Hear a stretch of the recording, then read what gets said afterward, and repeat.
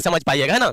यानी आज ही का दिन गत पिछले 2 वर्ष पहले हम अपने सोने जैसे पिता को खोए हैं। यानी जो ये आपके सामने मौजूद है, यानी ये वो परिंदे हैं, इनके चलते आज हम अभी इतने सक्सेस मुकाम पर पहुंचे हुए हैं कि जिसका हम इनके भरपाई नहीं कर पाएंगे और बूढ़ा तक नहीं कर पाएंगे। कहा जाता है ना, एक शब्द में सुनिएगा, माँ बोल देती है आई लव यू, लेकिन बाप बोलता नहीं है। गौर सुनिएगा, अरे माँ बोल देती है आई लव यू, बाप बोलता नहीं है।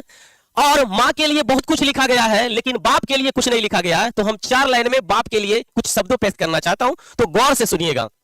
बाप रोटी है, कपड़ा है, मकान है, बाप छोटे से घर के परिंदे का महान है। अरे बाप है यानी पिता है तो सब कुछ है, माँ का चूड़ी बिंदिया और सुहाग है। बाप है तो बाजार के सारे खिलौने अपने हैं, इसीलिए बाप बाप होता है। याद रखना दोस्त, आज जिस पिता के लिए तुम लड़ते हो झगड़ते हो ना, वो पिता ही एक ऐसा है जो इस दुनिया में तुम्हें लाया है। यदि तुम पिता को अधिक कद्र और क्राइटेरिया नहीं समझ पाते हो, समझ जाओ आपका इस धरती पे आना महापाप है ना।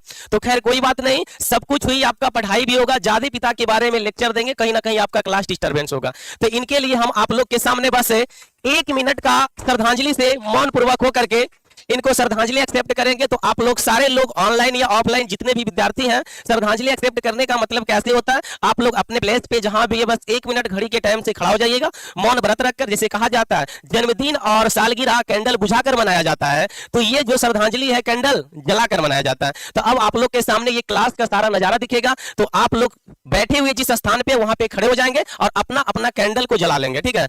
कौन फास्ट 1 मिनट के अंदर। चलिए आप लोग अब अपना अपना कैंडल को बुझा लीजिएगा, है ना। जिनके पिता नहीं है उनके लिए थोड़ा महसूस जताइएगा, क्योंकि कहा जाता है ना, आप लोग घर देखे हैं, यदि घर का छतें नहीं रहती है तो घर वीरान लगता है।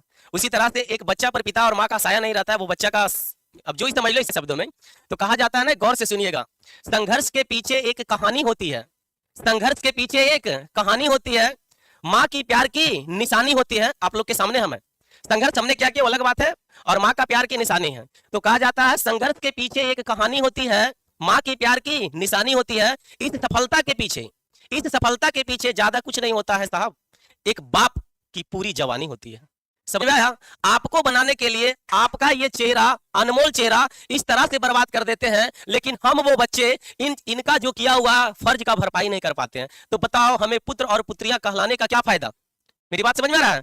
तो बाबू इस तरह से मेहनत करो, इस तरह से मेहनत करो कि जिस तरह से तुम्हें माँ और पिता अपने आंचल में पाला था ना, उस तरह से तुम अपने बाहों में पालने के लिए पढ़ाई करो। ये नहीं कि आगे आने वाले दिन में लापरवाही करके ये वो कुछ भी करके गलत कदम उठा ले, ऐसा नहीं। इसीलिए आज से प्रण लेना है, मोहब्बत करो तो सिर्फ और सिर्फ माँ बाप से, क्योंकि ये मोहब्बत कभी दर्द नहीं देती है, हमेशा ये इतिहास के पन्नों में दर्ज करा जरूर देती है। समझ में आया?